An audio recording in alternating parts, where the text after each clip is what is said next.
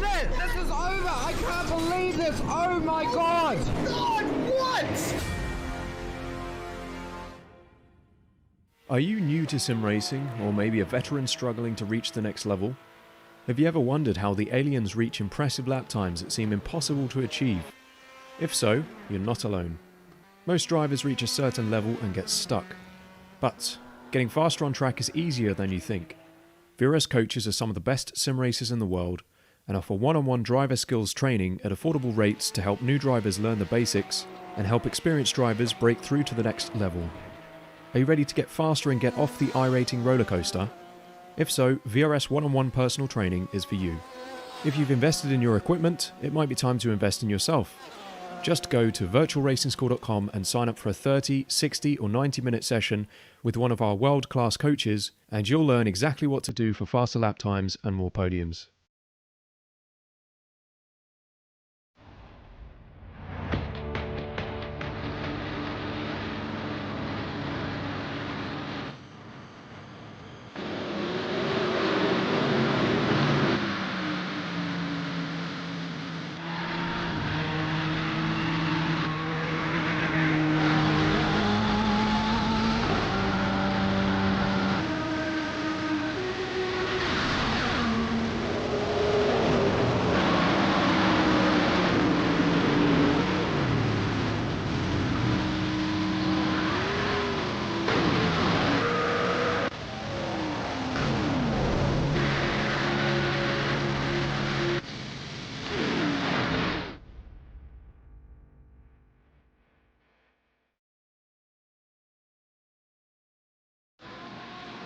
With 2022 Season 2, the GT3 class receives a substantial aerodynamic overhaul based on newly acquired data.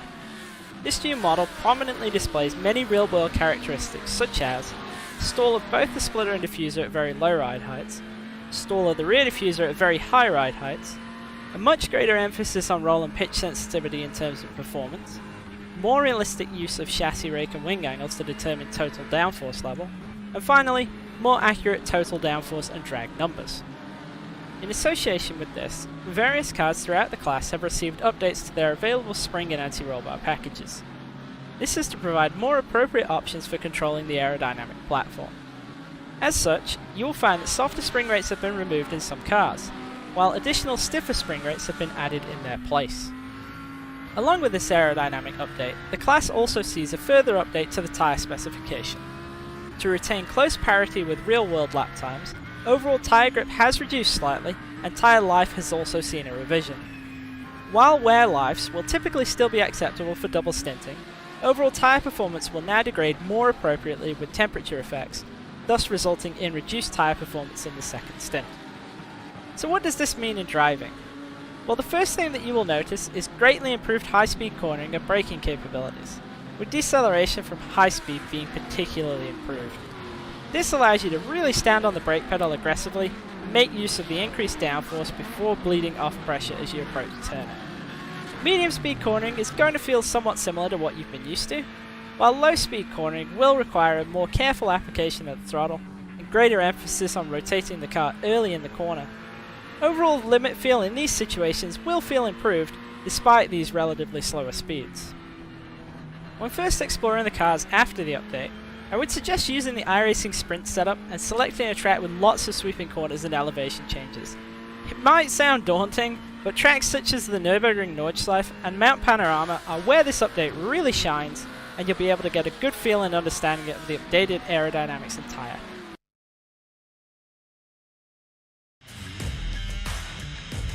This is your chance to get behind the wheel. The opportunity to race just like the pros. From the grassroots levels, where we all got our start, to the most popular race cars on the planet. From the fairgrounds of Nashville to the high banks of Daytona, to tracks that will never be forgotten. Realistic driving, intense competition, all from the comfort of your own home. This is the ultimate motorsports simulation. This is iRacing. This is the world's premier online racing simulation. iRacing puts you in the driver's seat from your home computer with the most realistic online motorsports experience you'll find anywhere. Race virtually in the world's biggest events with officially licensed series, cars, and tracks. From the high banks of Daytona to the blistering speeds of Indianapolis, the dirt of Eldora to the world's most legendary road courses. It's all here, and with more than 180,000 people just like you already driving, you'll always have someone to race. Ready to get behind the wheel? Sign up at iRacing.com to get started.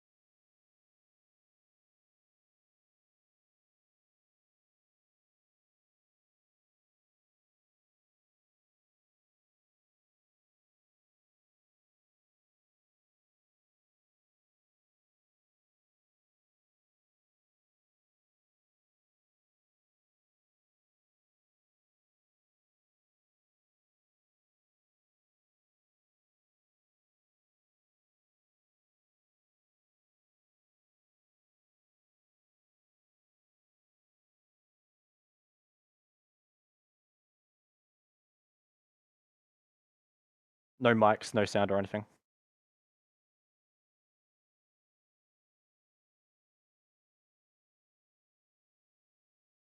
Well, as we check out the championship standings here tonight for round 5 of the Majors Series at the Hungaroring, Sam Harper 56 points ahead of Thomas Hinz. So that's the Pro Drivers' Championship standings, and we are getting into the racing action now. Let's take a look at the grid. Qualifying is complete, and Robert Northway has run the fastest time in qualifying. He's going to start alongside Blake Neck on the front row. Thomas Hinz and Zach Kerr are going to be on row 2, with Sam Harper and Shane Bowen 5th and 6th.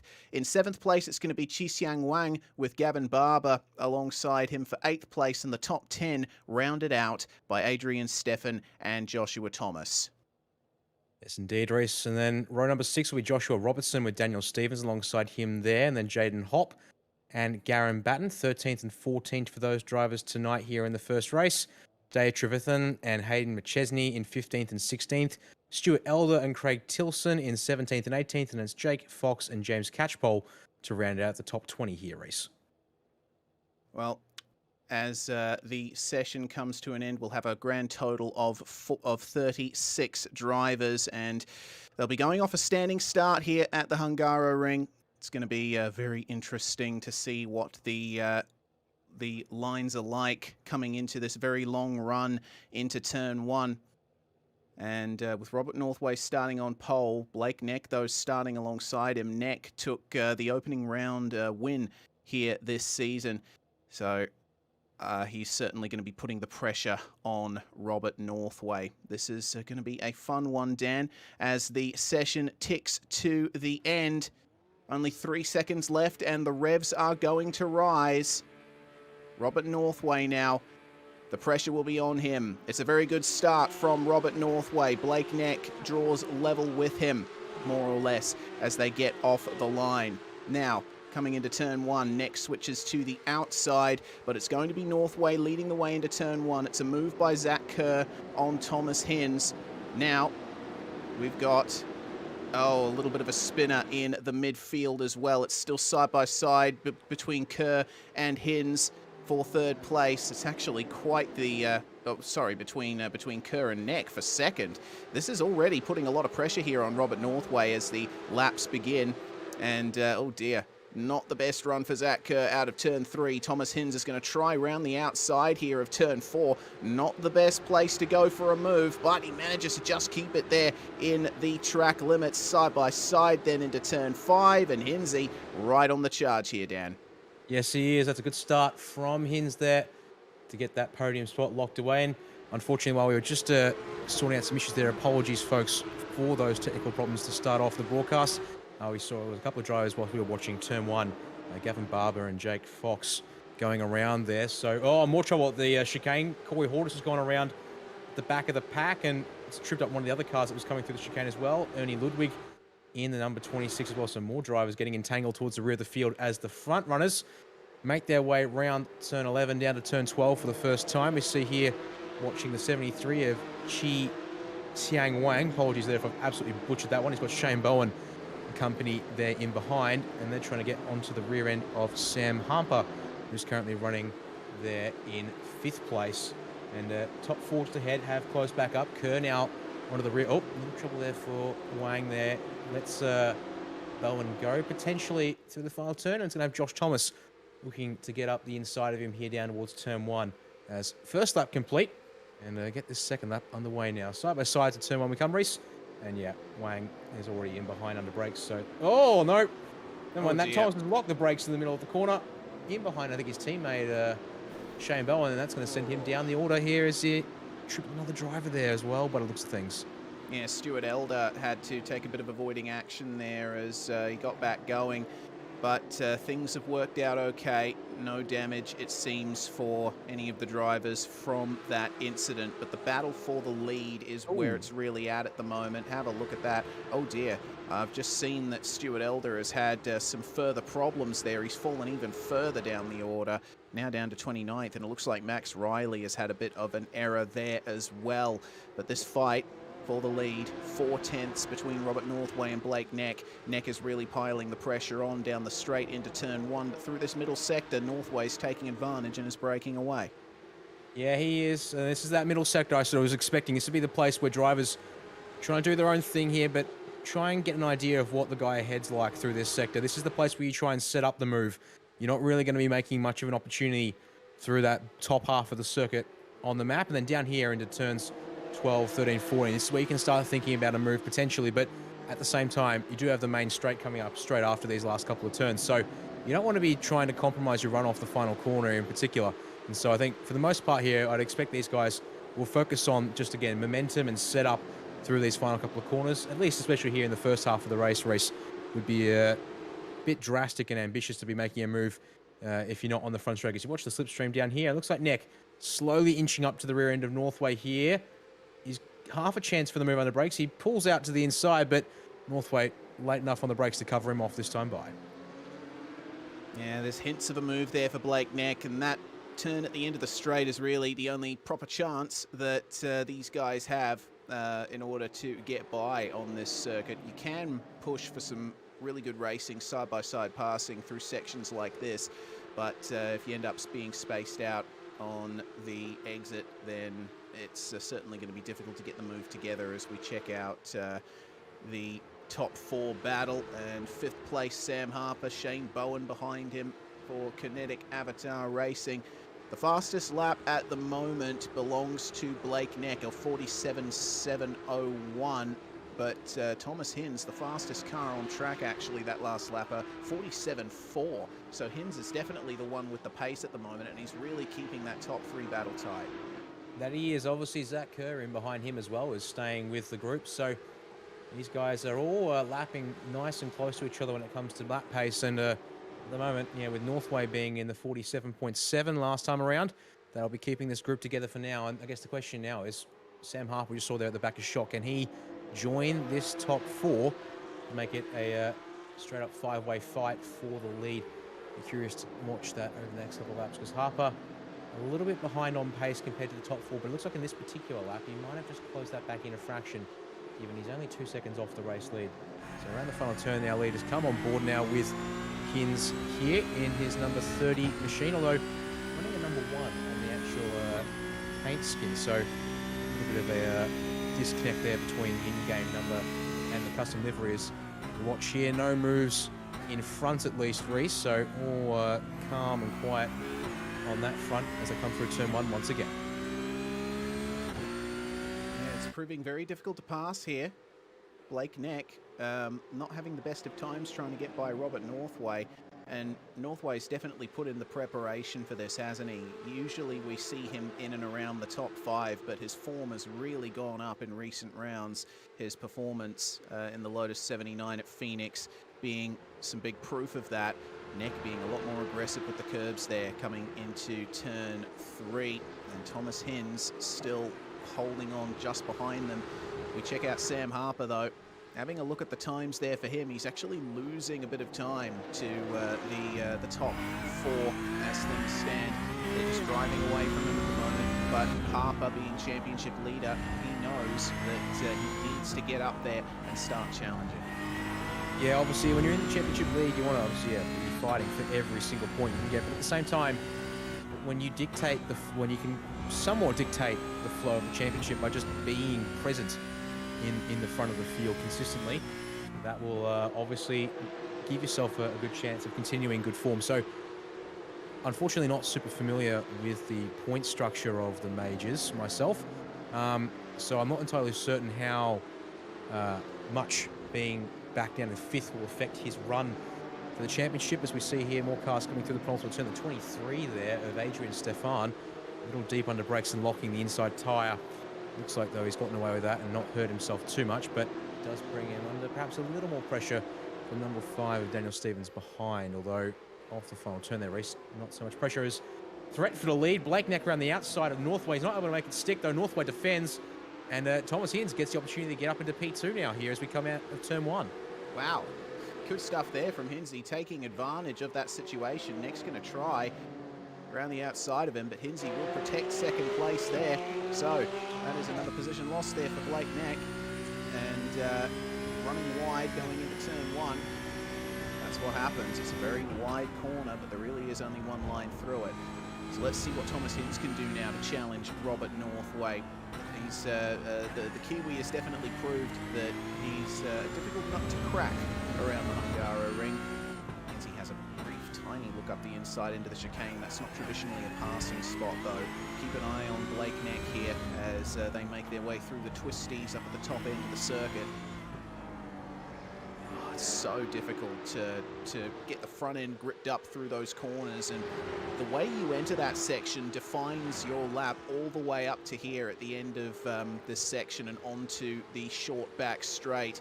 It seems that Northway has gotten a really good exit there. Yeah, a little bit of a gap there through that middle sector. Indeed, Reece.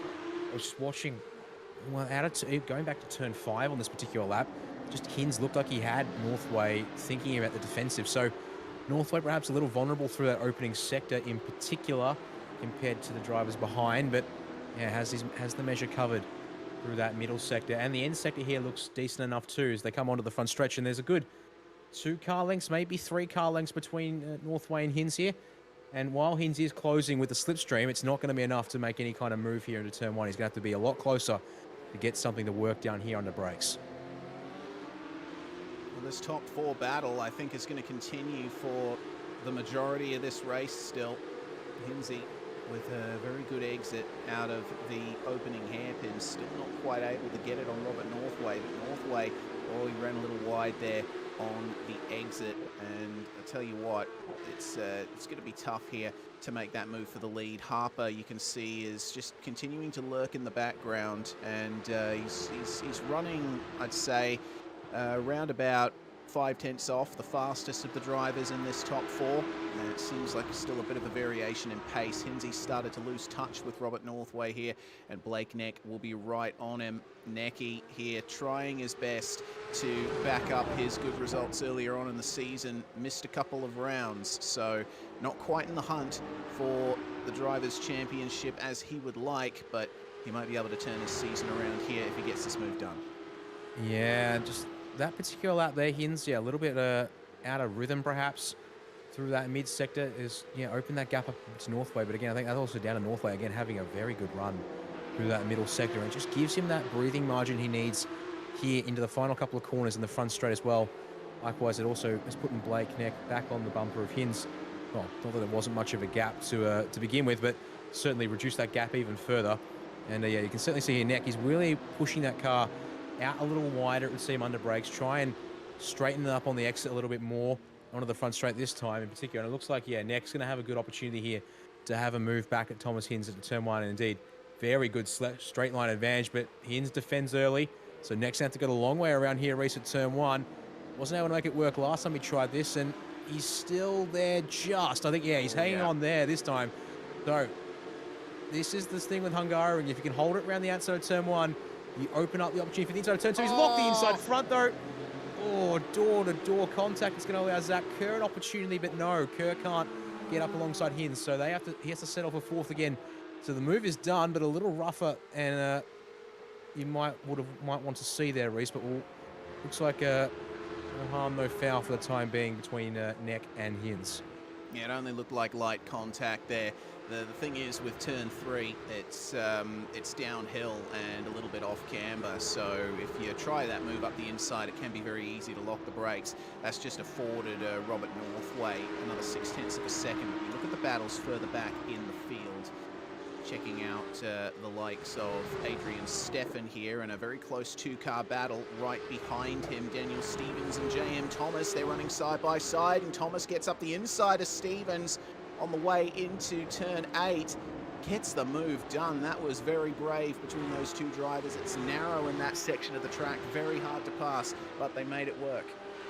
Yeah, it's one of the spots here. We wouldn't have thought to see much moves, but yeah, a bad run through the chicane there for Stevens, it looks like, and Thomas able to go over-under through 6 and 7 and get the job done aggressively and early there, and just and now make the move stick and actually consolidate quite rapidly here. Stevens maybe not up to the speed I would have thought he might have here tonight, but, well, Have to keep an eye on him later in the race because we could take our eyes back to the front of the field. You can see here down the front straight once again. They're actually spaced out a bit more this time, so yeah, not going to be anything at all as they come out of turn 1 this time by. Sam Harper's still there, but yeah, once again, Reese, that gap is slowly opening up. So while I thought Harper maybe had the potential to close the gap, it looks like the last couple of laps in particular, his pace has dropped off enough that, well, I don't see him closing back in anytime soon. It'll take a miracle or a mistake from the guys up front for that to change. Yeah, things have spaced out a little bit in this top 4 battle. And we're coming up now, actually past the halfway point of this race. And the spaces between the drivers just stabilizing now. Battles in the midfield continuing as into turn 3 comes Josh Thomas, Daniel Stevens in this 2-car battle between James Catchpole and Jaden Hopp. Catchpole a little bit narrow on the entry into turn 5 and might afford Hopp just a little bit of an advantage here. Not going to be able to make any moves coming into turn 6 and 7. I am noticing there's an ever so slight bit of damage to Jaden Hopp's front left. I think he might have clobbered that anti-cut curb at the chicane once or twice too many and a little bit too hard. Either way, still trying to pull a move here. Catchpole faster on the last lap than Jaden Hopp. In fact, I think that was probably Catchpole getting the move done on Hopp earlier on in the lap. So Catchpole's already trying his best to work his way forward. But it's a big gap ahead to Dave Trevethan in 13th place. It's going to be difficult to get all of that done. This track is all about momentum and all about setting up those exits. Yeah, you can see there, Hopp opting to push the car a little harder out of turn 13.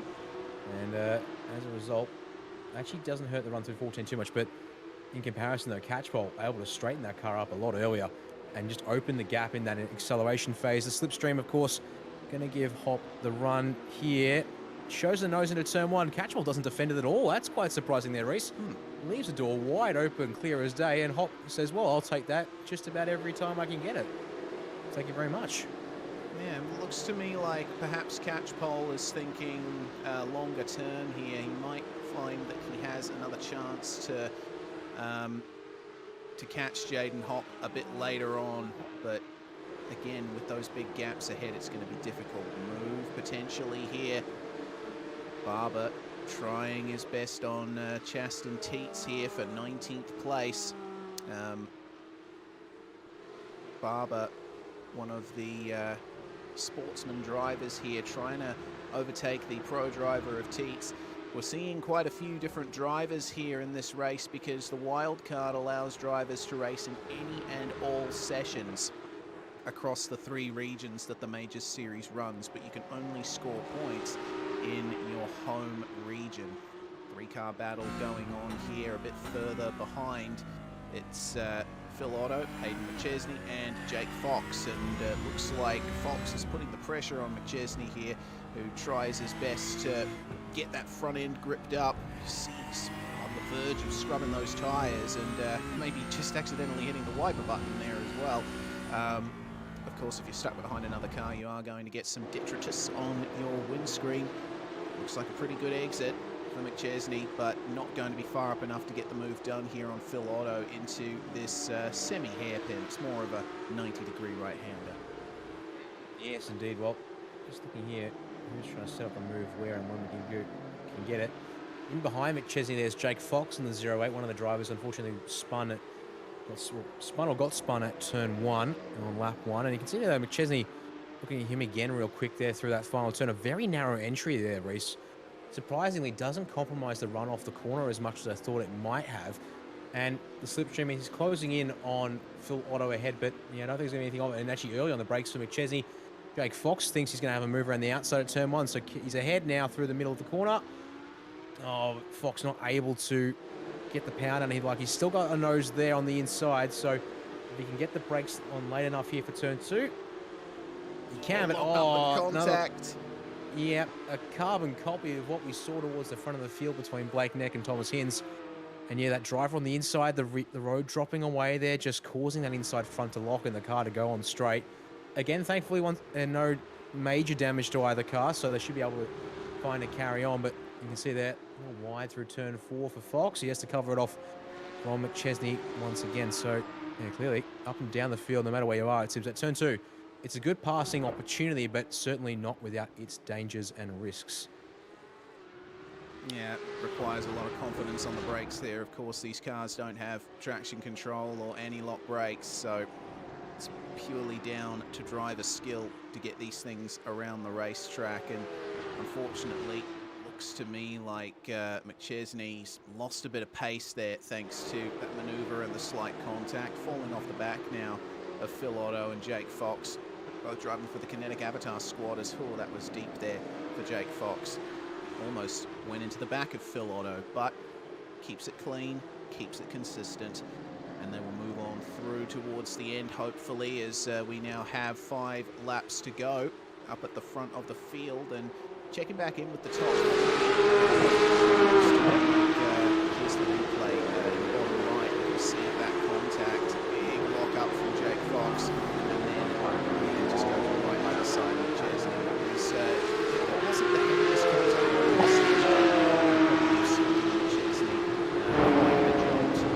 That's on 3. Robert Northway continuing to lead the way here from Blake Neck and Thomas Hinz. Looks like Zach Kerr has dropped off the back of this battle. He was right with them earlier, remember, so evidently there's been a mistake somewhere down the line. And Blake Neck back past Thomas Hinz thanks to the move at turn 2. Will he have any chances to get back by here? Looked like a bit of a compromised exit. It's allowed Robert Northway to get away once again. Yes, I'm taking a look back to see if I can find any signs or anything, but no, it's just... McChesney back by Fox. Goodness gracious me. That's, whoa, have a look at McChesney. Where's that come from? He gets back up the inside of Phil Otto. This is the battle for 22nd, remember. They're not exactly fighting for the lead, but they certainly making it seem like it's high-stakes racing. McChesney, I think, might have picked up a slowdown there, thanks to cutting the inside of the chicane, but actually looks like he's continuing on. He has not picked up a slowdown, but that was a big change in that battle. Yes, I mean, for all of a sudden there, I thought Phil Otto was relatively comfortably out ahead there of these 3. And McChesney has just, completely opened the gates there on this particular lap. So, yeah, Otto may be struggling on pace the past couple of laps. And, well, looking at McChesney's lap times, a little bit more oh, that's very wide there at turn 12, pardon me, there for Otto. So, we're clearly struggling with some imbalance or just not hitting the rhythm right here towards the end of this one here for the 013 car. And well, I'd wager then Fox be wanting to get past his teammate here. Move for second. Thomas Hinz has gotten up the inside of Blake Neck at turn 4, turn 5. And Neck manages to defend that position. But goodness me, this battle is really hotting up here in the final 4 laps of this race. This is allowing Robert Northway to streak away from pole position as Hinzy and Necky fight here over the 2nd spot on the podium. Yeah, absolutely. It's not much of a gap yet, but, well, just over a second or thereabouts at the moment between Northway and Neck, but it's all the kind of gap that someone like Northway in the lead needs, as Hinz a little narrow on the entry there, just, I think, trying to get Neck thinking about defending all too late here. So you'd think now for someone who's experienced Thomas Hinz, again, it's all going to be about getting the run through 13 here, and then 14 as well. Do everything you can to try and get the best run down the front straightaway here.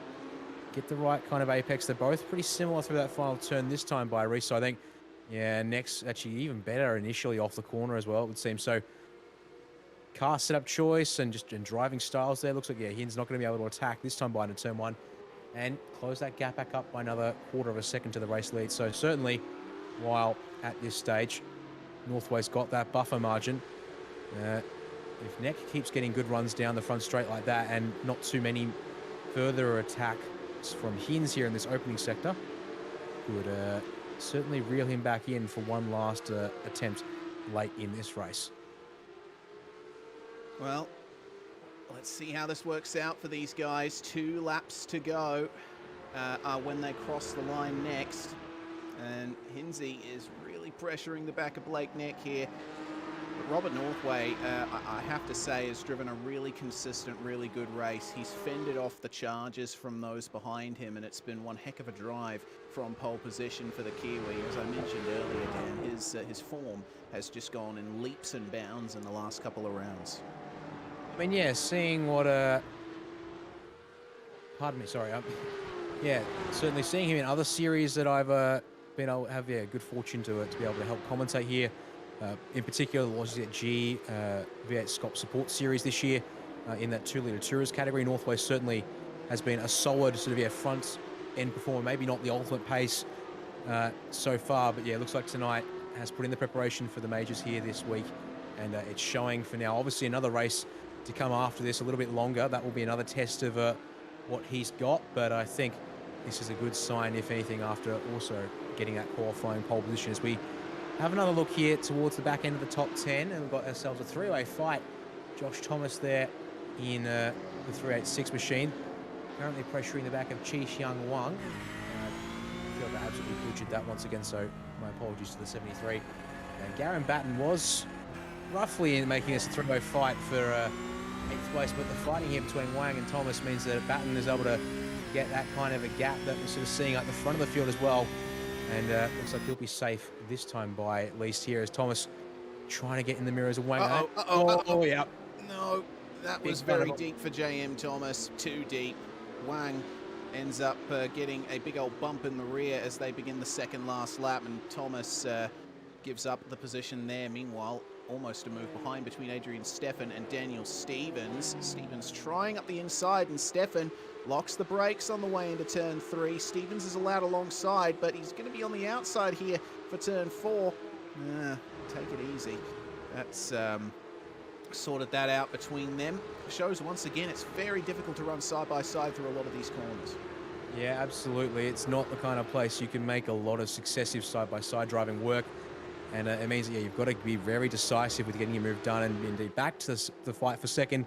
And certainly a good time to have a look at it, because Hinz is still continuing to pressure the rear end of next car, and Northway got that gap back up to still around 3/4 of a second between him and Neck, as Hinz again looks to the inside now.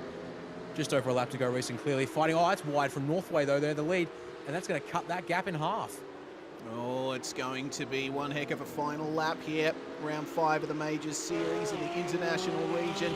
Northway's going to lead across the line from Neck and Hinz, but if these inconsistencies continue, it could be anyone's race. Let's see what happens then, as Hinz has another look at Blake Neck. Oh, that's very deep. He's made contact, and that has completely killed the battle for the lead there. Hinsey holds up to let Blake Neck continue, but he was way deep on the brakes there. I think missed the braking point, locked up for good measure, and it's almost put Zach Kerr back in contention for a podium place. So, man, that's a real shame. They were so close there at the line, but looks like it's going to fall into Robert Northway's favour here. Yeah, that kind of pressure, well, trying to put on that kind of constant pressure, and clearly that's just come undone right at the last possible moment there for Hinz. Sort of slightly unexpected mistake we can see there now, 3.5 seconds back from Northway to Blake Neck in P2. So indeed, this should be all wrapped up, signed and sealed for the number 3 machine here. Half a lap to go, lap traffic ahead, but all in all, that should be fairly easy to sort out. And Zach Kerr there, running a consistent P4. Looks like at this stage race, he's not going to get a chance to make any gains here. But well, when we get into race 2, there is a small inverted grid, I might add. That will give him a chance to start ahead of these guys. As into turn 12 comes Northway, and indeed, he looks like he'll just grab that traffic here right at the end. And then again, we'll see here if he opts to stay behind and allow that car to carry on racing, being the number 26 of Ernie Ludwig ahead. So through turn 13 they come, and no sign of trouble there for any of these guys here. So Northwood's going to bring it across the line, and yeah, converts a pole position in qualifying to the race 1 win here, Reese. Indeed, stakes another solid result for his Majors Series campaign this year. Well, the second place in the Porsche Wildcard Race 1 will go to Blake Neck. Thomas Hinz crosses the line in 3rd. Goodness gracious. That was a dramatic conclusion to the race there as drivers continue to make their way across the line. Harper's going to hold on for 5th place. J.M. Thomas finishes in 10th, and very close between Stevens, Trevethan and Jaden Hopp. And Jaden Hopp caught right up to the back of that pack after passing James Catchpole earlier. So we'll look out for Hopp to see what he can do in the second race of tonight, the 20-lapper. And Tilson finishes ahead of Barber there for 17th place. Goodness me. So a few moments of drama all up, Dan, but largely there was a lot of space between the drivers. It's proving once again the Hungaroring is it's got a bit of a reputation as a hard track to pass at in Formula One. Certainly it seems that's the case in the Porsches as well. So if the drivers want to make moves, they're going to have to be confident about it in race 2. Yeah, without a doubt, it is certainly the kind of track that really tests your ability to pass, and you have to be on your A game to be able to make something work around here.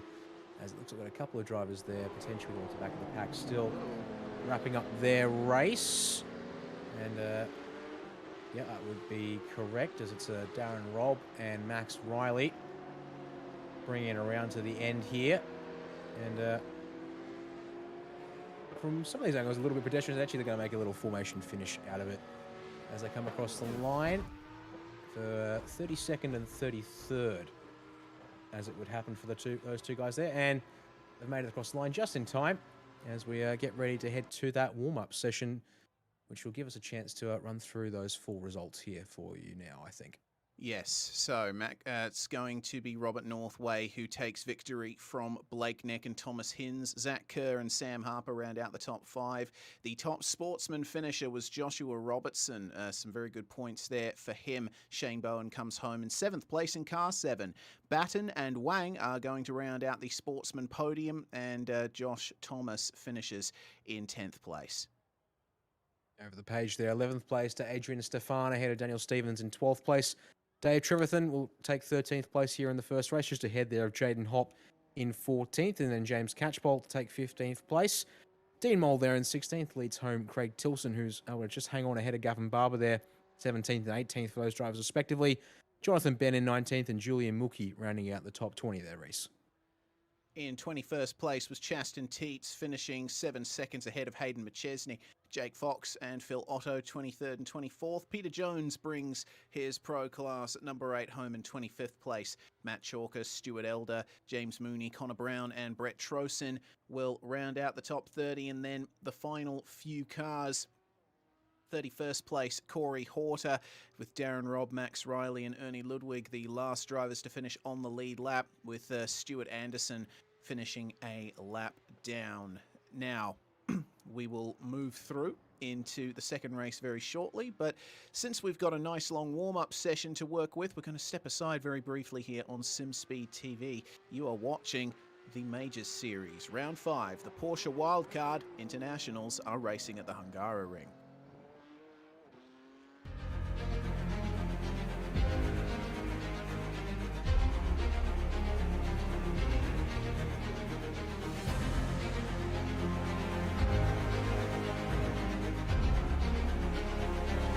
This is fantastic.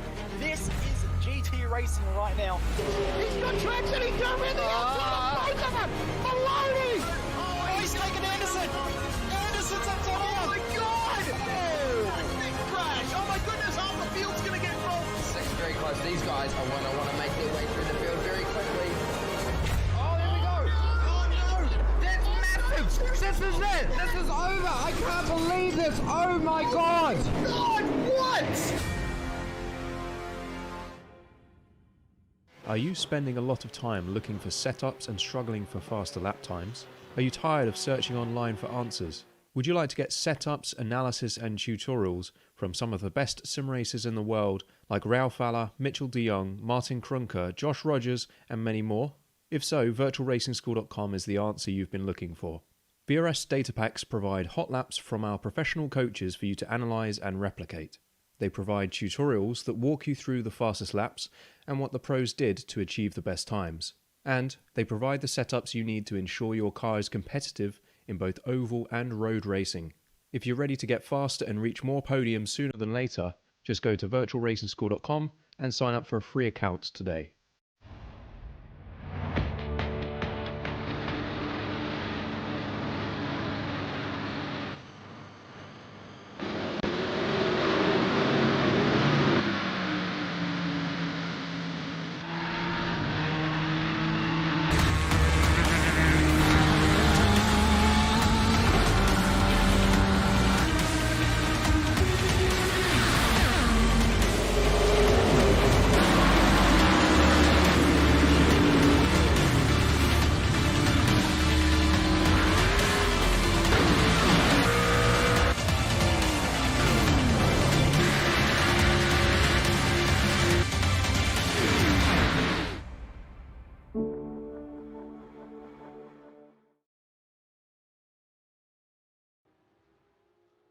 You're watching the Majors Series, round 5 of the international region from the Hungaroring, the Porsche wildcard.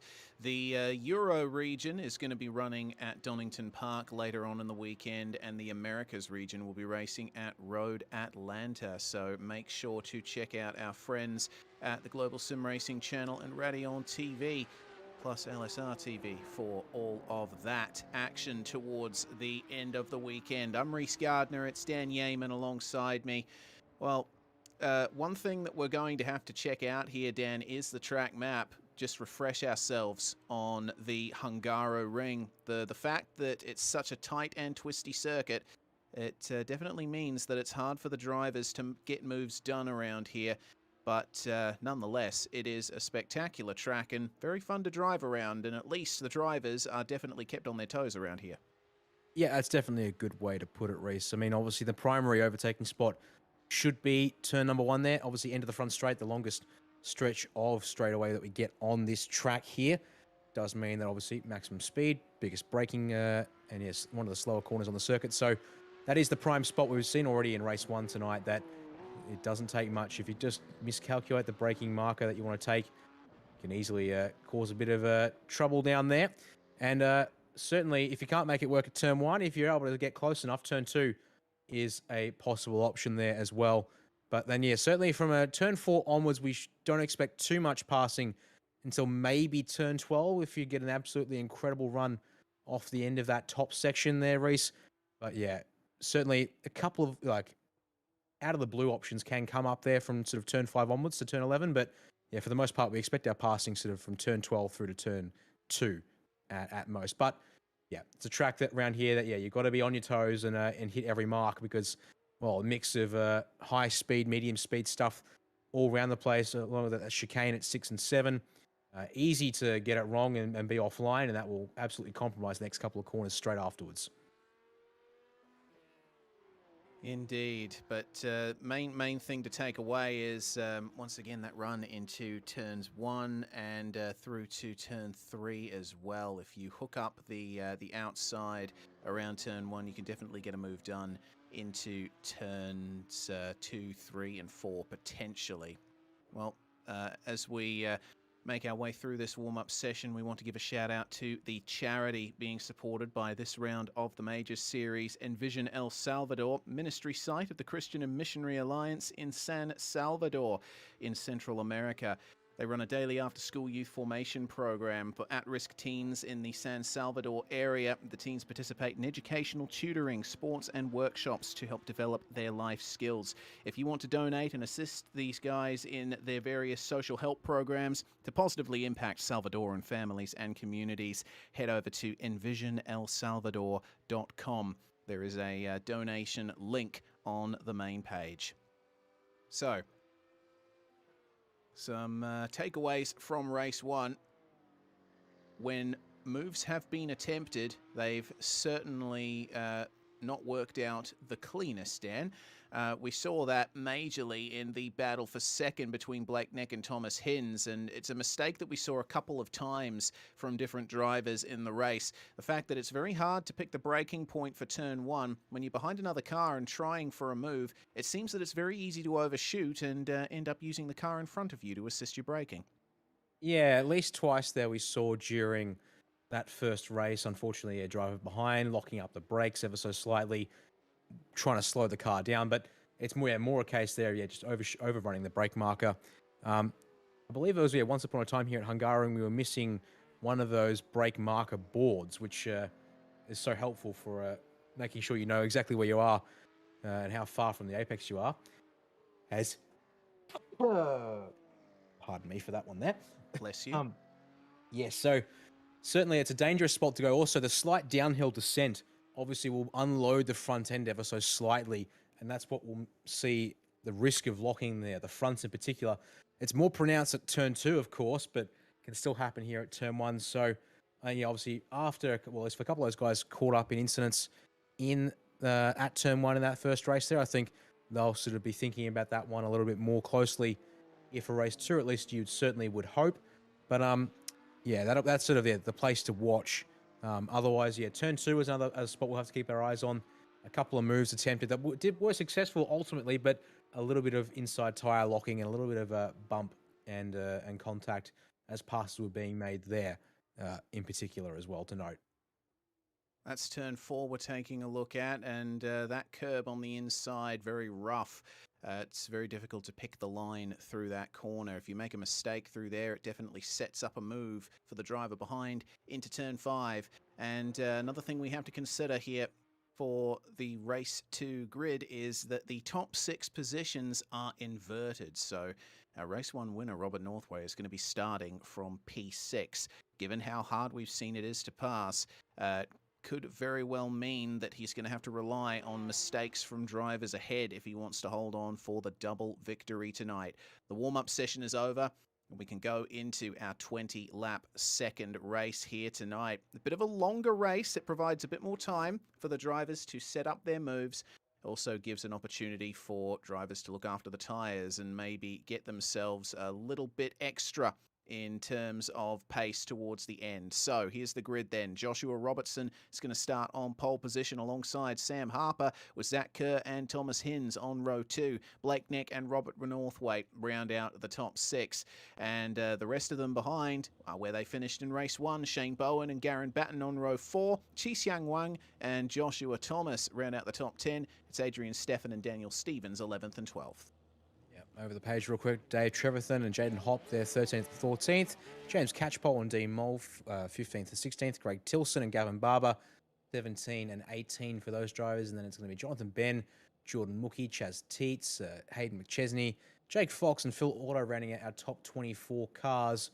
And you see our last couple of drivers here over the page, Reese, but we're just about out of time. So best to leave it at that. Another 35 drivers should be here, but it looks like we're missing one. So make it 34 on the grid for the major series here at Hungaroring. And time hit 0. Revs rise here, Reese. Almost time for this race to get underway as there we go, green lights on screen. Field pulls away here, fairly orderly, but we've got some 3-4 wide here in the back of the pack. And, well, watch out for turn 1. That could certainly get messy. Oh, no, it's messy on the front straight already. Yeah, that is very messy. Sliding. Shane Bowen, very nice recovery. Did a full 360, but there's dramas there for the pole sitter. Stopped on the outside of the track there for Josh Robertson. Looks like most of the drivers are there avoiding him, but that's big drama there on the first lap. Goodness me, lap 1, turn 1 is always difficult, and the Hungaroring proving that in spades. Yeah, big braking zone, cold tyres down. Who's there in the grass there? Dean Molman runs around on the exit of turn 3, and Zach Curler being told there, yes. The 22 car's having to limp his way up the hill here. I'm not seeing any signs, no sign yet of a mechanical black flag, but something clearly wrong with that car because he's not yet returned to the track and he is not up to racing speed. Oh no, again. Turn More 5 is, dramas. there we go. Oh. Almost Dear, oh track dear. blocker if that continues on. Oh, yep. Phil Otto back onto the racing line, gets collected by the field. This is a chaotic start for race 2. Otto getting sent up into the air. Hayden McChesney, another one of the cars involved there, as well as Stuart Elder. So, goodness me, making their way down to these turns here. Getting the move done is Adrian Steffen on Garen Batten, who was involved in that initial incident down the start-finish straight. Contact between Steffen and Batten. Batten's going to hold on there for 5th place, and that's going to bring Blake Neck right into it here. Neck falling outside the top 6 thanks to all of the dramas here on the first lap. Your top 3 are Sam Harper, Thomas Hinz, and race 1 winner Robert Northway. Looked like Stefan got a bit of oversteer on the exit of the final turn. That leaves the opportunity open for Blake Neck to get up the inside into turn 1, and he's cleared him by the time they get to the braking zone. So Neck will try and work his way forward here unless Stefan can hold the outside, which he almost can. Big oversteer moment of the AstroTurf though. He's going to have to stay behind. 2 corners in a row there for Stefan, lining up the rears on corner exit, but almost dives it back down the inside of a Neck at turn 2, but no dice. We have a look back here at the guys, some of these guys here trying to recover and get back to racing here. In particular, see there the 24 of Jonathan Ban, who's actually up 4 spots from where he started, so that's progress for that number 24 car there, despite all the chaos around him at the start there. And yeah, certainly multiple incidents going off at exactly the same time, it would seem, and then yeah, just kept on going all the way up till that chicane. It looks like finally calmed down, Reese. So back at, pardon me, a chance to look at the front battle, and yeah, Sam Harper up to the front of the field now, but yeah, I think the way his pace dropped off in race 1, we know certainly Hinz, Northway, they have the speed to get around him if they can line something up. The question is, can they line something up? And we're going to have to wait and see before that gets proven true or false here. Another thing the drivers are going to have to consider is the incident limit. It's 26 incidents per race, and it's very easy to pick up off tracks around the Hungaroring. Some drivers will already be dealing with probably pushing the limits of that incident limit with the amount of contact that we've seen. As goodness gracious me.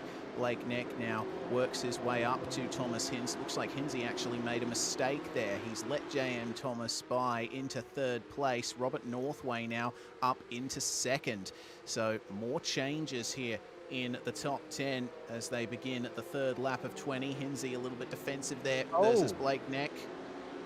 Yeah, that's because Hinzy got whacked wide at turn 13 and spun 90 degrees to the track surface by Robert Northway. So that explains why he's fallen back into the clutches of Blake Neck, and Jaron Thomas is up into P3. So another chance to look at the race start here. You can see multiple cars fanning out 3 wide, and then around the Garen Batten and Chi Sung Wang, and then you can see there, goodness me, the full 360 from Shane Bowen. So lucky no one else got involved in it there, and then our pole sitter spins. Meanwhile, speaking of more trouble, looks like Garen Batten. Trouble for Garen Batten in live pictures at turn 4. He's gone around. I think he's recovered it all right though. Just as traffic comes past him though, you can see there, has to slot back in and get orderly. And so messy start there. See Zach Kerr has a massive moment on the replay side out of turn number 3, and then one of the other drivers there spinning separately. So a lot of disconnected incidents on the front straight and up in that first sector, and then here on the exit of turn 5, it all boils over into one massive continuous accident pretty much. So the leaders go through, but our focus needs to stay on the guys further back in the pack. As see there, troubles there for those guys, but they all got through cleanly. The trouble really unfolded further back in the pack with the guys around P20 or thereabouts. Yeah, gonna midfield sometimes, and a lot of drivers there, innocent victims of cars coming back onto the racetrack. So back to live pictures. Garen Batten there now down into 12th place as there's fights going on for 19th and 20th. That's Max Riley getting past Dave Trevethan at the 3rd last corner. Trevethan fancies a look back up the inside, and oh dear, side by side for the positions behind as, oh my goodness, we missed that out of frame. Dave Trevethan is going to get off to a start once again, but losing a couple of positions thanks to contact. Replay thanks to our friends at Virtual Racing School. We'll see how that one worked out. So Riley, sorry, it was Riley who got turned. Makes his way past Trevethan, but runs a bit deep into the corner. Trevethan decides, I'm going to go back up the inside, but Riley turned in a bit early there. Was trying to get to the inside, which is his right, but Trevethan snuck up alongside him, and the contact was made.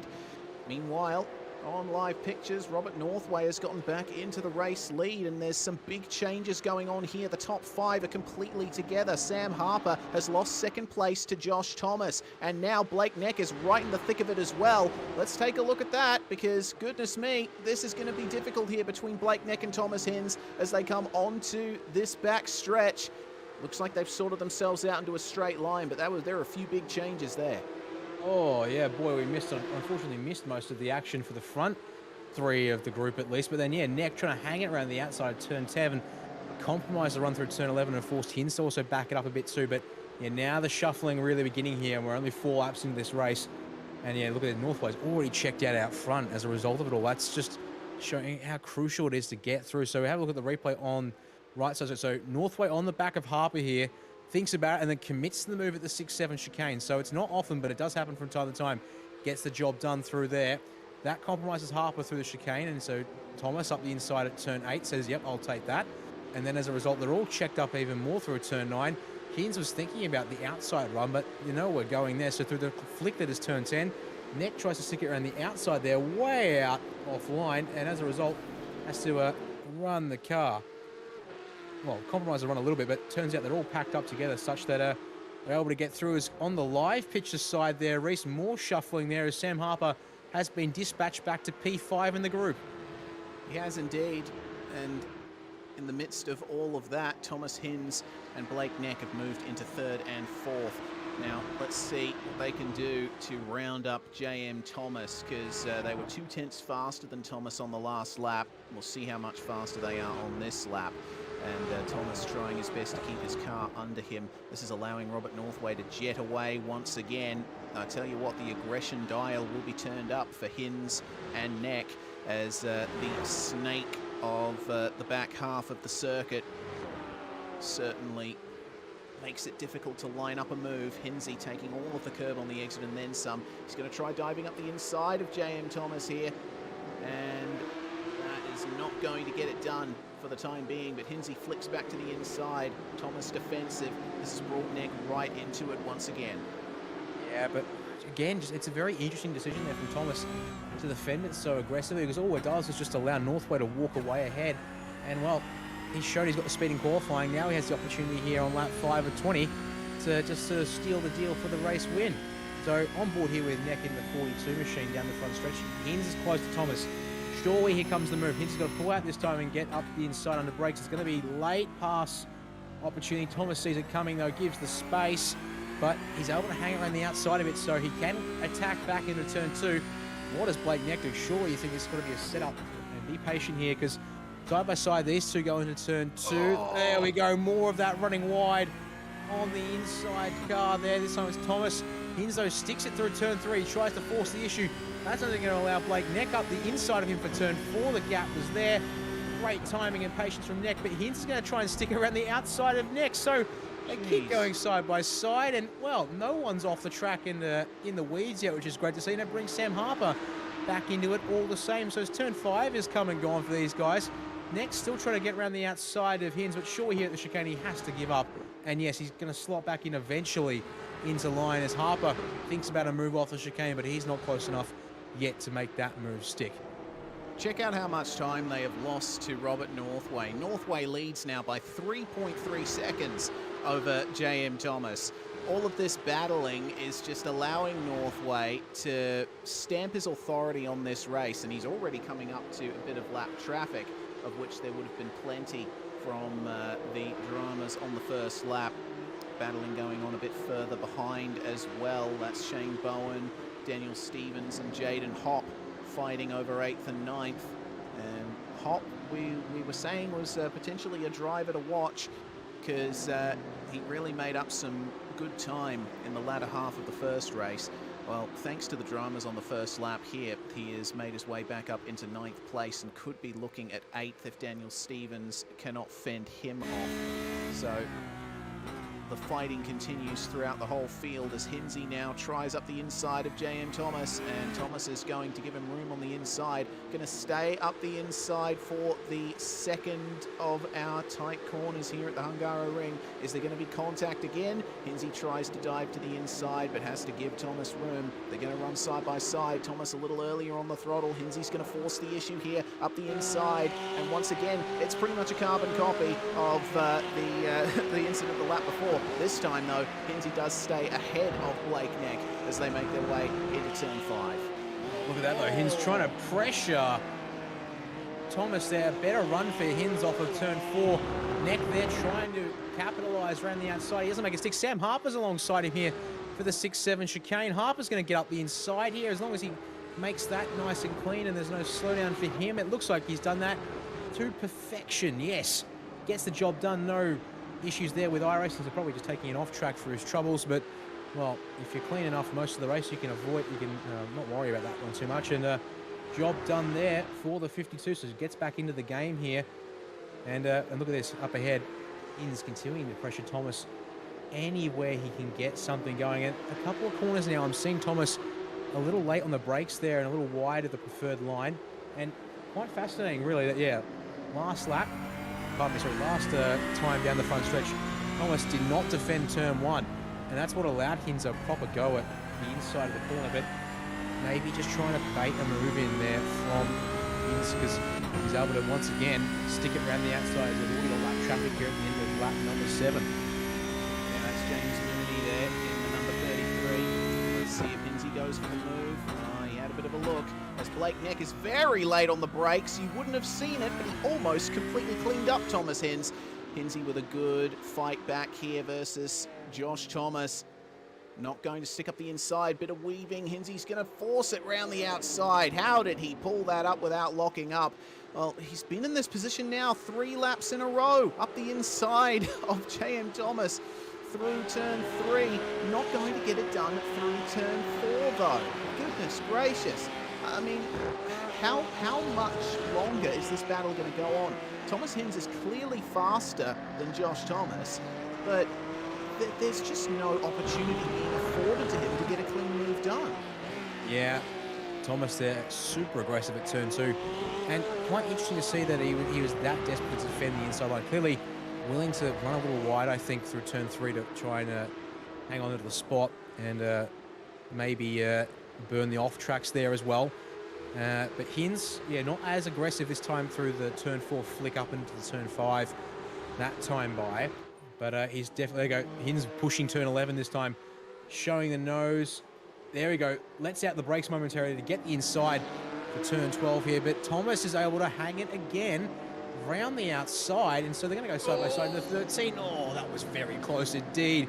Thomas didn't turn it down as early as Hins was probably thinking. And they nearly run side by side into each other again. This opens the opportunity up here for someone like Sam Harper to get back, or get past one or both of them. But Hins looks to almost have the job done here on the final corner race. But the drag race and side draft is going to give Thomas a decent chance at sticking it around the outside himself this time into turn 1. Blake Neck will appear on the right-hand side of this onboard view. There he is. Gets up the inside into turn 1 and gets it done on Sam Harper. So Harper, our championship leader, back to 5th place once again. This time, Hinsey's got the inside for turn 2. JM Thomas is going to leave the door open here. Hinsey with a little bit of a lock-up. He runs slightly wide. Neck gets up the inside of Thomas, but is going to have to yield to him. Goes very wide through turn 3.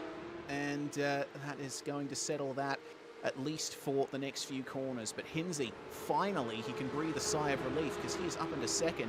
But all of this fighting has doubled Robert Northway's gap over them. He now leads by 6.8 seconds. And considering we're coming up to half race distance now, barring a mistake from Northway, I think that's going to be victory secured for him from here. I can't see how Hinsey will be able to make up that gap.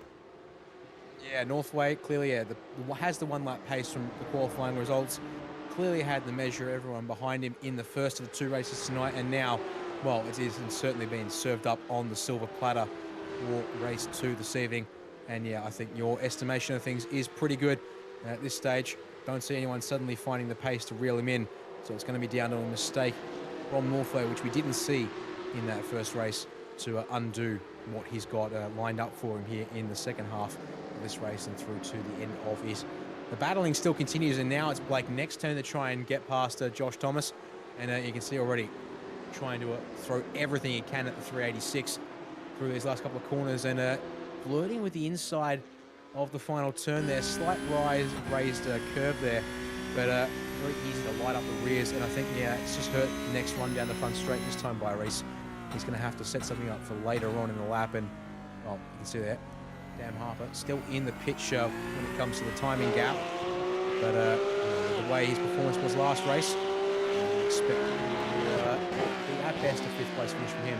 It's also brought Adrian Stefan into this fight. So we've still got a 5-way fight, but it's 2nd through 6th now. Although how long this continues is a bit uncertain, because you can see that he's already checking out away from Thomas. And surely it's a matter of when, not if, for Blake Neck. But, well, Thomas held on for that long. He might be able to hang on just that bit longer here. We'll have to wait and see. Yeah, try and get a bit of a rhythm in after having to constantly defend from Thomas Hinds, but you see that the gap is extending. We check back to Bowen, Stevens and Hop, this trio fighting over 7th place. And if the battling continues here with JM Thomas being a bit of a cork in the bottle for these drivers, they could potentially be in for a shout at a podium if things go south. Hop has managed to keep himself in that range here for an attack on Daniel Stevens, but just hasn't been able to get the throttle on and get the move done down these straights. Stevens with a slightly scrappy exit. That's not going to afford an opportunity to Hop for the time being. Side by side further back in the field. This is Max Riley and going to be Zach Kerr as well. I'll tell you what, Zach Kerr has had a very difficult race here. He finished so well in race 1, but of course was caught up in one of the incidents on the opening lap. He's just trying his best to consolidate what is now 19th position. Riley is dropping off there with Kerr now getting the move done on a lapped car. And well, I'll tell you what, his pace is certainly showing that he can get it done, as there's the move for 2nd place, or 3rd place, sorry. Blake Neck makes his way past Thomas and dives to the inside of the left-hander, and that's going to secure the move there for Blake Neck. Waited over half the race to try and stop staring at the back of JM Thomas. Now he has done it. Yeah, see there's certainly the pressure. Finally able to crack that one open there. And a crucial thing you just saw there flash up in the bottom right screen there, Reese.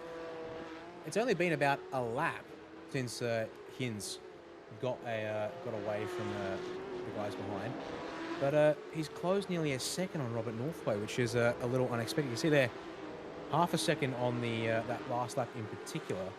So maybe Northway struggling a little bit for consistency here in this main race. Most of the race here in the 148s. And yeah, you can just see there in particular. So pulled in just over half a second. But yeah, the gap now down towards 5.5, nearly 6 seconds. So Northway still in control, but well, clearly not invincible if Hinds can continue to pump out those mid 140 seconds. Indeed. It just shows for me the value of running in clear air and not battling another car around here. The pace difference is just that great. So as Northway crosses the line, sits a 47.8. It's going to be a 47.6 for Thomas Hinds. Actually, it's closer to a 47.9 for Robert Northway, so that's another 0.3 gain for Hindsy on that lap. So the race is not over just yet. This could potentially still be a battle for the win with 9 laps remaining in the race. If Hinds can keep this pace up, he might be able to catch up to Northway's bumper by the time they get the white flag, and then he's going to have to think about trying to set up a move, which, as we've seen demonstrated multiple times tonight, is almost impossible at the Hungaroring. You've got to really get your car into position in advance. As we check back in the field, this is the battle for 13th place. Jonathan Bean and Chaston Teets heading up this 5-car train. They've got Julian Mookie, Jake Fox and Craig Tilson behind them. All these drivers gaining plenty of positions thanks to those first lap dramas. Yeah, it's definitely been quite a shake-up here in this mid-pack fight. And, well, through that 3-4 sequence they come and up the hill. Turn 4. Teats there, able to, well, not able to get close to Ben this time by, but turn 5, possibly a little wide from Ben. Off the line as we jump on board with Jake Fox and the 08 machine. Now, Jake is in behind Julian Mookie, so he's got an eye on the 3 guys ahead of him there. Look at that good run off the chicane for Mookie in comparison to Teats there, so that can certainly shake things up. So through 8 and 9 we go. And sort of fan back out again. And the wiper's on once again, but here in the this Porsche Cup car, it does have some benefit in the fact that, well, you no longer need to wait for coming to a pit stop and using a windscreen tear-off. At least if it's to be believed that you can use the wiper to actually clean up your windscreen of that tyre rubber and marble flick up. As just in the back of shot, that was Craig Tilson in that green machine. Having a go at Jake Fox almost, but look at them here. Very different lines through the final couple of corners. And, well, they are the kind of corners that invite very different approaches and driving styles. But the priority obviously needs to be getting as much power down as soon as you can, which means getting that car straight as we go on board with Mookie into turn 1. Looking up the inside on Jonathan Bean, but not able to quite pull it up and had to really compromise his exit as a result. That's going to bring Jake Fox right into it, but not going to be any advantage gained, at least for the time being. How close these turns are, how narrow the circuit is, it really makes it difficult to get a move done around here. And these drivers have been in this train now for the majority of this race, at least the distance that we've completed so far. Craig Tilson will be trying his best to hold on to the back of these guys. That looks like it's very wide there from Jake Fox. Managed to hook up the exit though, so doesn't quite lose out. But here in this section, this is where rhythm is the most important, and it seems that Mookie has now fallen off the back of Ben and Teats, and now he's going to have to start looking in his mirrors here versus Jake Fox. Runs a little bit wide of the apex, does Mookie. This is going to be difficult to hook up. Yeah, it looks like, yeah, just from ebb and flow, and you look at Mookie way wide at turn number 11 there. It's going to be an easy pass for Jake Fox down this short stretch. And yeah, talk about, yeah, reversal of fortunes there, it would seem. Now, obviously, Mookie was a little deep into turn 1, but I don't think I saw any brake locking, so yeah, maybe just overworking the tyres there for a lap or 2. And yeah, that certainly does its bit as we jump back up towards the front of the field, Reese. And after being up in P6, Adrian Stefan is now under pressure. Could easily lose that there to Shane Bowen in number 7. Indeed, through turn 2 they go. A little deep from the 23, opens the inside for Bowen. Ooh, he had to commit to that one around the outside to shut the door on the car there, but gets the job done, and now can run up the road to try and catch his teammate in Sam Harper, the next one there in P5. Well, Adrian Stefan losing one position now. These guys were closing in on that battle for what was second, and now a comparison briefly between Harper and Bowen. Harper was a 10th quicker on the last lap than Bowen was, so I don't know if that's going to work out in Bowen's favour going forward. But looking here at Daniel Stevens and Jaden Hopp, Stevens was a 10th faster than Hopp on the last lap, as that's a lap car letting them go in an interesting spot. Yes, for a second I saw red rims and I thought maybe did I spy red rims with Sam Harper's car, but no, it's a complete falsification, and I'm getting a couple of cars crisscrossed here, unfortunately. So yes, one of our, indeed, Phil Otto, the man in question there behind the 013 machine, just stepping aside. So coming into the final turn, and now it's Daniel Stevens' chance to have a go at Adrian Stefan, but not the line that would allow Stevens to run at him here into turn 1. So it's just all important how you set up turn 14 and how you execute it, because if you get the right kind of a run,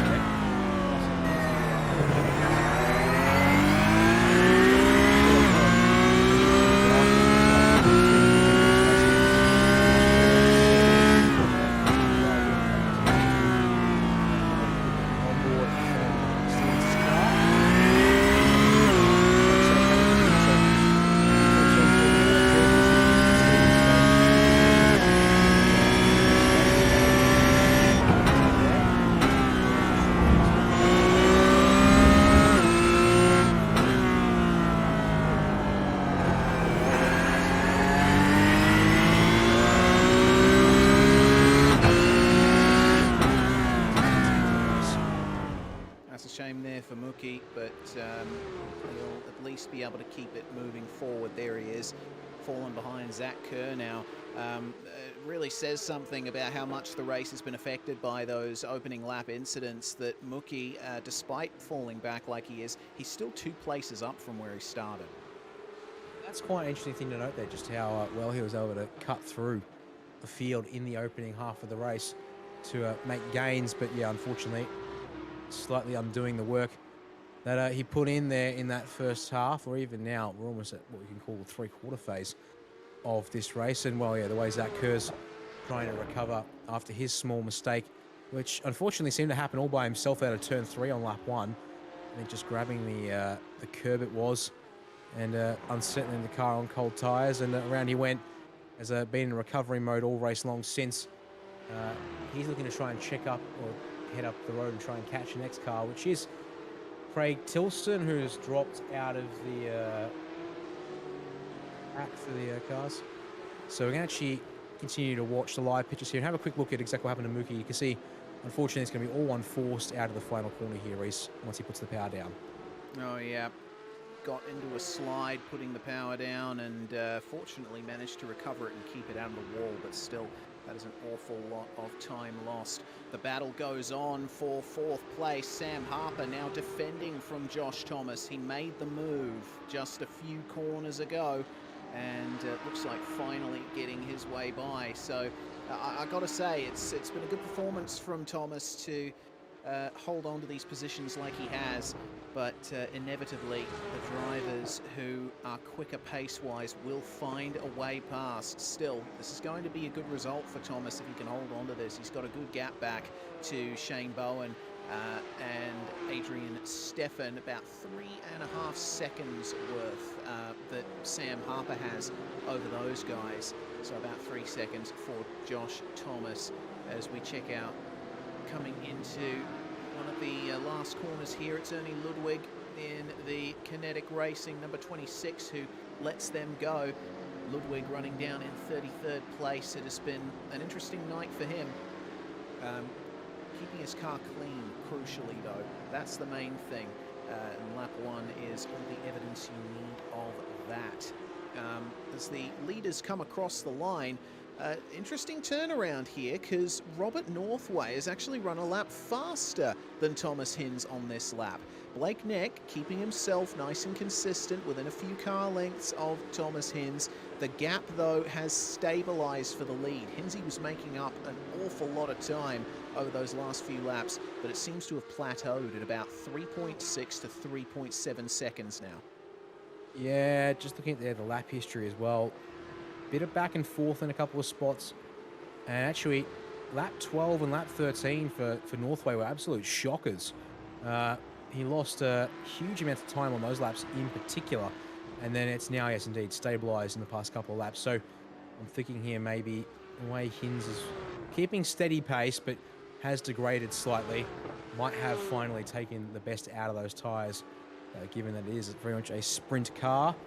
And you generally set it up for a sprint-style configuration in 20 laps around here, which is a modest length, but still fairly short in the grand scheme of things. And yeah, I would say unless there's trouble for Northway, which there is traffic ahead to navigate, which might play a part, but at this stage it would look to be the case that, well, you won't see too much more as Mimo back in the pack again. Tilson. Jake Fox and Craig Tilson there, Reese, and yeah, Jake Fox had a bit of a rough couple of corners, lost 2 spots to Chasten Teets and Craig Tilson ahead of him now. So that's Tilson now up into 15th place and chasing down Chasten Teets. This is one of the closest battles on the racetrack at the moment. Got 4 cars involved in this, with Zach Kerr trying to line something up just behind them. Got a lapped car in the midst of it though, which could potentially make things difficult. But Jake Fox trying his best still to work his way forward. In terms of lap times, he said, oh goodness, these guys are running outside the 1 minute 40 something bracket. It was a 1 minute 53.1 for Chasten Teets, a 51.4 for Craig Tilson, 52.4 for Jake Fox. Zach Kerr, meanwhile, 48.2 on the last lap. So there's evidently been quite a few inconsistencies and mistakes between those drivers, and it's not really benefiting them as a group. It's going to be very difficult to get those moves done. Yeah, it's very true. You can see the pace differential and consistency in comparison for Zach Kerr behind. As looking at there, so that's the deltas to Jake Fox directly ahead of him now. For clarification, you can just see there 1.4, 4.1, 3.5, just huge swathes of times. I think that is just a case of the battling between the next three cars ahead. I think they can all certainly lap in the 49s. The next group of guys, so they're certainly not on Zach Kerr's pace by any stretch of the means either. So again, Zach Kerr a man out of position in comparison to this group, but compared to what they can do, this group ahead has absolutely wrecked their lap speed in the past couple of laps racing each other. Have a look at that difference through the chicane there as we're right on board with Zach Kerr. Chasing down Fox, line a little compromised on the way in there, but there's nothing that Kerr can do to get alongside as these corners come flowing one after the other. Man, this is very difficult to pull off. It looks like a pretty good exit for Kerr though. Will Fox go defensive? Yes, he will, briefly, but the gap is left open on the inside and not quite able to get the move done. The way the track widens up and how strong the outside line seems to be, it's just so difficult to get a move completed here. Kerr is going to have to hang it around the outside, and he does get the move done finally there on Jake Fox. And if he nails the throttle here out of the final corner, he'll continue to increase that gap. It looks like that is what is going on. Oh dear. These battles, Dan, they are just a waiting game. Yeah, absolutely. This track is really showing that sometimes the best attack and attacking strategy is just continuous pressure and forcing the other man to make a mistake. And that's clearly the picture here today is, well, we just saw there Zach Kerr had to almost duck out of the way of Jake Fox behind him into turn one. But, well, the fighting ahead between Chaston Teets and Craig Tilson is something he's going to have to keep his eyes on too, because, well, the way they just scrapped there through turns 2 and 3, actually has bottled up Kerr really badly on this little short run up to turn 4. So he's got such pace, but yeah, being able to make use of it is so incredibly hard when these guys are going at it here. Lap and a half to go for them as well, which means, well, no holds barred. Defend every last spot you can get here to end this one off, you would think. And yeah, despite the fact that Kerr's got the speed, he's going to have to somehow That's going to be a real miracle to pull anything much more than maybe one spot here at the end, I would dare suggest. Well, Craig Tilson got the move done on Chaston Teets on that lap, and now the teammates run in tandem here behind Mr. Tilson, and there we go. That's going to be Zach Kerr making his way past Chaston Teets. Looks like a coordinated swap there, as Chaston probably realizing that his pace is not quite where it needs to be, and Zach Kerr, of course, very far out of position. The final lap has begun, though, for our race leaders. Robert Northway gained another 5/10, maybe 6/10 on Thomas Hinz on the penultimate lap, so the number 3 is certainly the one with the pace here as the fighting continues there for 14th. Have a look at that. Nice big gap for Robert Northway. And I mean, it's a similar situation to how they finished race 1, but this time with no race-defining contact between Thomas Hinz and Blake Neck. They've been trying their best to run each other down and run Robert Northway down along with it, but just hasn't worked out. All of that fighting behind J.M. Thomas has given Robert Northway the mother of all pillows here. Nice cushions of gap to work with here. So one more corner to go now for Robert Northway, and I bet he wasn't expecting quite this result. It's a win at Phoenix, a win in race 1 here at the Hungaroring, and it's going to be the double for Robert Northway in the number 3, and this is going to really help his championship. Fantastic upturn of form for the independent from Kiwi Sim Racing. Yeah, and there you have it.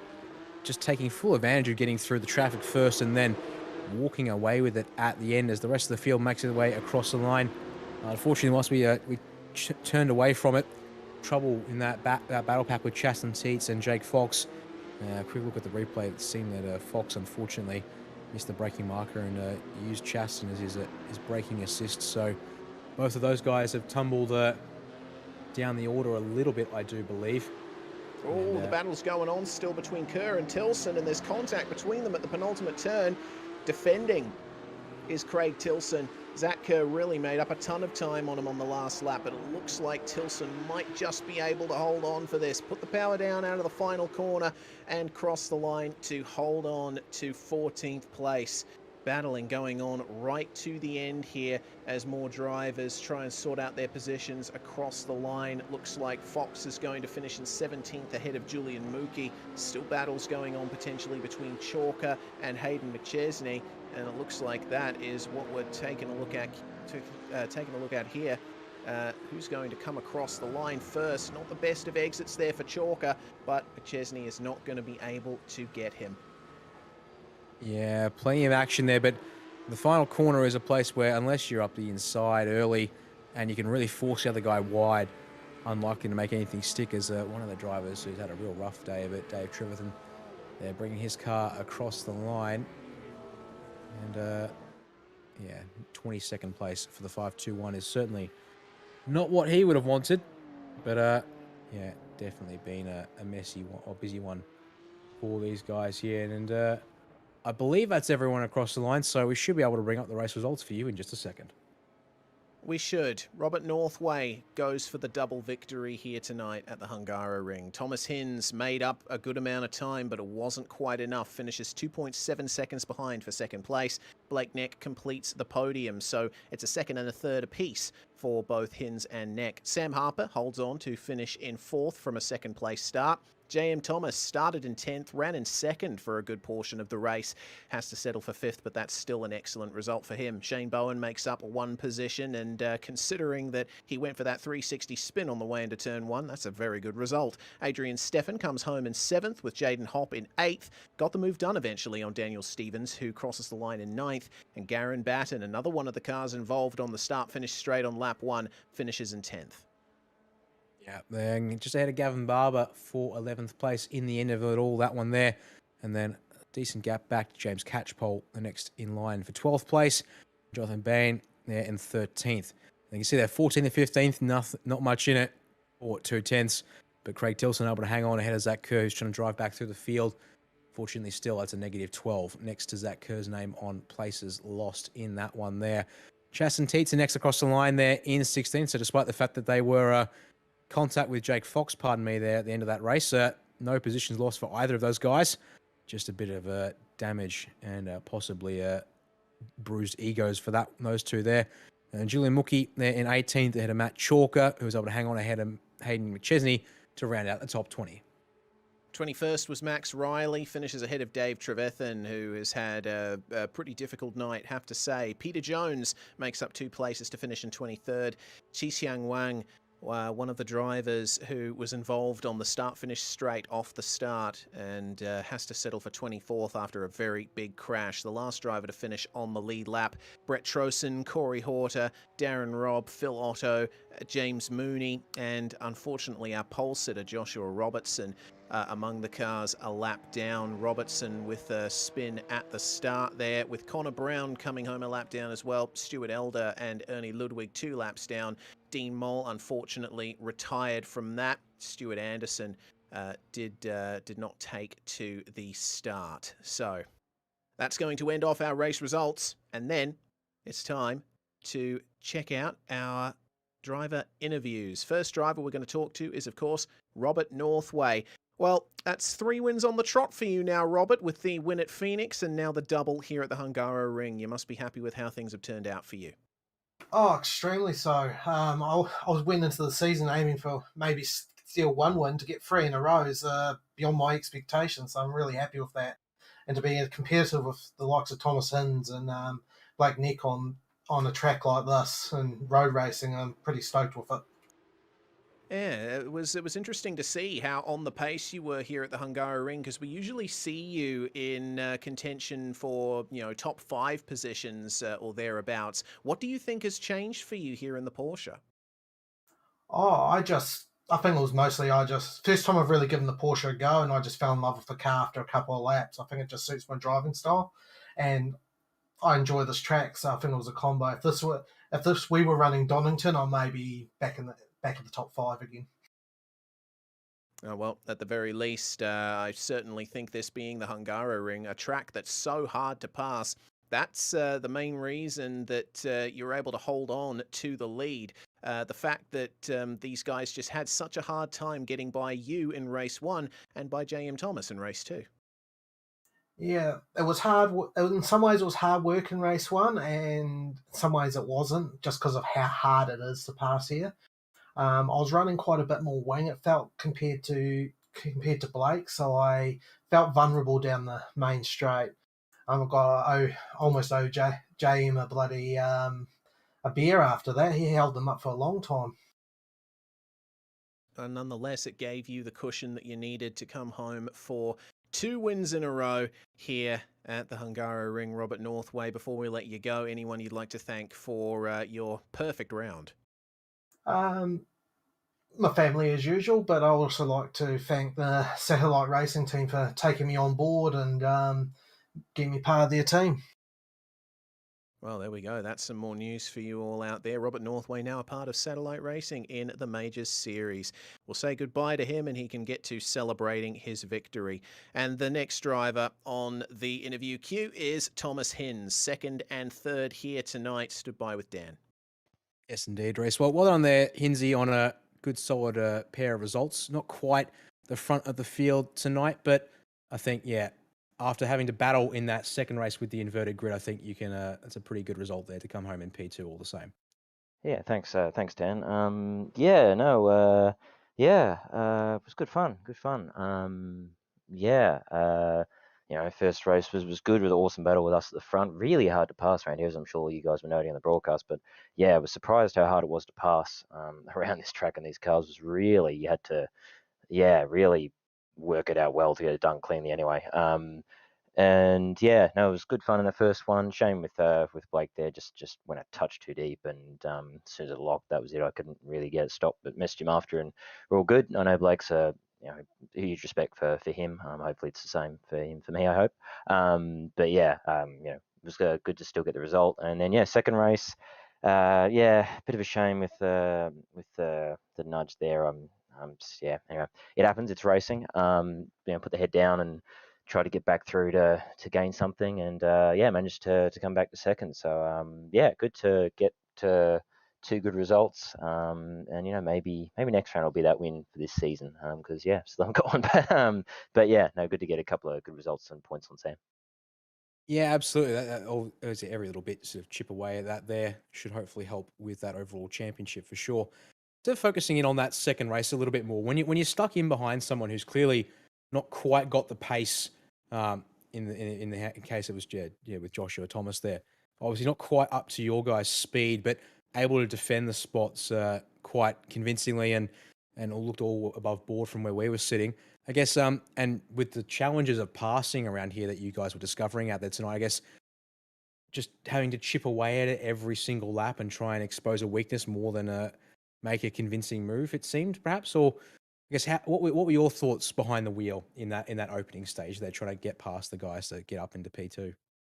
Yeah, well, I mean, because there's always the tactic that a lot of people use. They just bomb it in there and push them off, and that's how some people do it. And I guess fair enough. I don't think it's racing. That's anyone can do that. But hey, fair enough if that's how you do it. And it's it's seen as whatever. That's fine, whatever.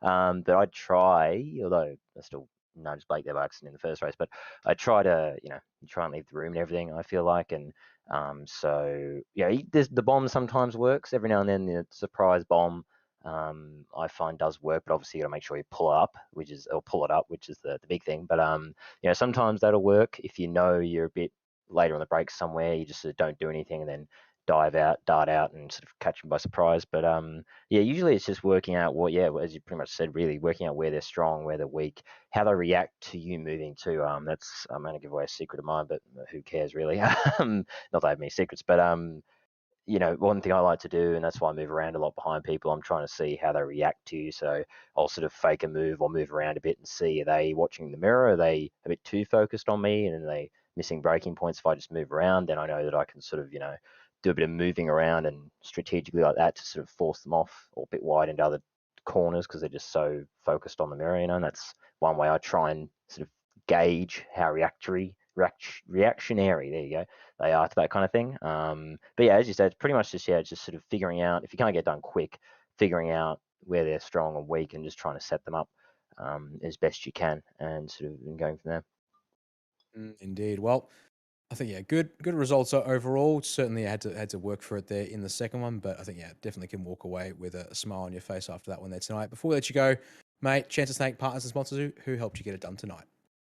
I should really thank Mac, good old Mac Backham from like 3 seasons ago with the setup he did for this track. Apparently the Porsche isn't official anyway. I haven't really raced around here much since the first season, so I could not find a set for the life of me. But tried out his one from like 3 seasons ago, and apparently still worked pretty well. So shows how good the car's been since release. They haven't really felt the need to touch it, which is good, I suppose. Kudos to IR on that. But I guess just to the HGR boys as always for the gorgeous livery. I love that purple livery that Henry did for it. Looks just chef's kiss. Big thanks to Majors, of course, as always, for putting on an awesome series, and big thanks to all the other guys out there on track. It was very hard work and tightly fought, but overall, it was good and clean and hard for racing and good fun. So huge kudos to everyone out there. It was really, really good. And big thanks to you guys for putting on a fantastic show, I'm sure. And I'll see you next time. Well, there we are. P2 in the feature going to Thomas Ince. Thank you very much for that. Thank you. Well, it looks like that's going to wrap up our interviews for tonight, Reese. Unfortunately, no sign of Blake Neck, but definitely plenty of good action out on track, up and down the field, it would seem. Unfortunately, messy start to the feature, the second race there, but unfortunately that does happen in racing sometimes. And guys have to come back to the next round of the majors to lick their wounds and try and get the better result in. Indeed, and speaking of the next round, it is going to be one of the centerpieces of the championship, the Indy 500. The international region will be going off on May the 14th, and we'll be going for 200 laps of racing in the Dallara IR18. So keep an eye out on our social channels for all of that. It's going to be a fun one. We'll see if Robert Northway can hold on for yet another win as the crow flies with those 3 wins on the trot for the Kiwi. There's going to have to be some big changes for some of the drivers in order to get the rest of their season back on track. Remember though that this championship goes for 16 rounds, so we're not even halfway through. It's going to be a fun one. We hope that you stay with us for the entire year here on SimSpeed TV. I'm Reese Gardner. It's Dan Yeaman alongside me in the commentary box with Scott Fontaine on production here for this round. From all of us here at SimSpeed TV, bye for now, but certainly not forever.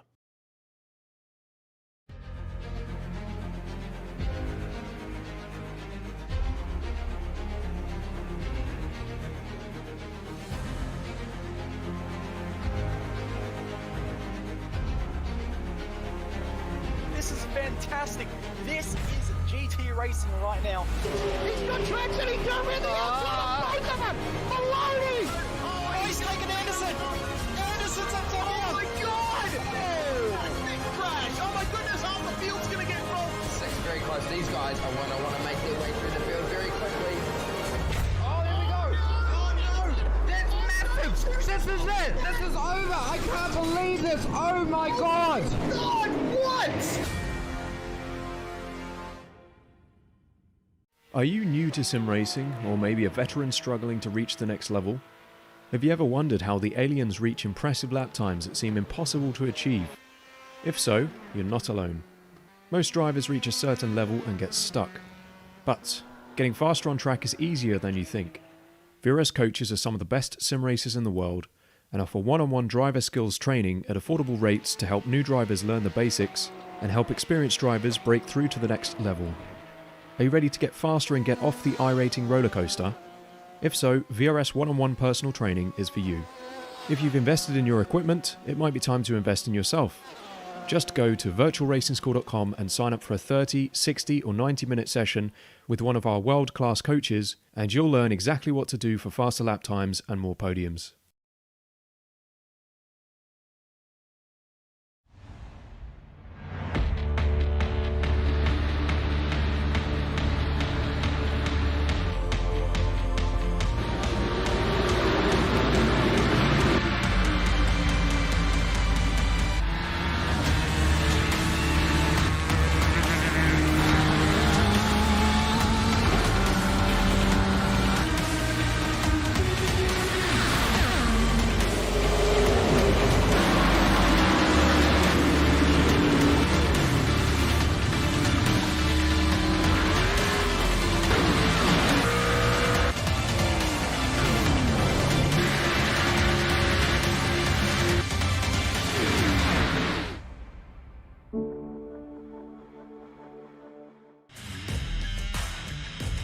This is your chance to get behind the wheel.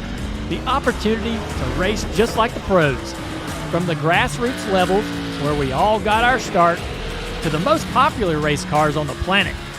From the fairgrounds of Nashville to the high banks of Daytona, to tracks that will never be forgotten. Realistic driving, intense competition, all from the comfort of your own home.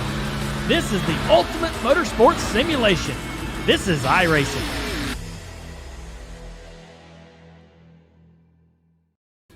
This is the world's premier online racing simulation. iRacing puts you in the driver's seat from your home computer with the most realistic online motorsports experience you'll find anywhere. Race virtually in the world's biggest events with officially licensed series, cars, and tracks.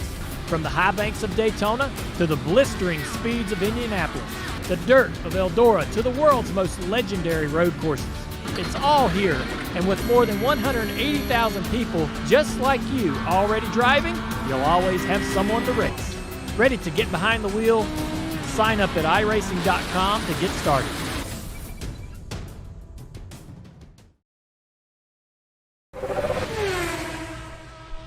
Hey everyone, the USF 2000 is a blast to drive now, and here's your chance to learn it quickly. From my tutorial, VRS created a free bonus track guide for the Laguna Seca circuit, where you can learn exactly what I do in every corner to improve your lap times and get faster on track. You'll learn how to easily recognize brake markers, you'll find out which curbs to attack and which ones to avoid, you'll know when to use the full track and when a sequence of corners requires a compromise, and you'll learn how hard to brake and when to lift. The VRS Quick Reference track maps are available free to download and delivered each week to your inbox. The entire global MX-5 series is available, as well as bonus maps like this one and many more. So if you're a new racer, or a veteran, or just anyone who wants to learn how to get faster sooner, the VRS track guides are for you. Just hit the link or button on screen and get yours today.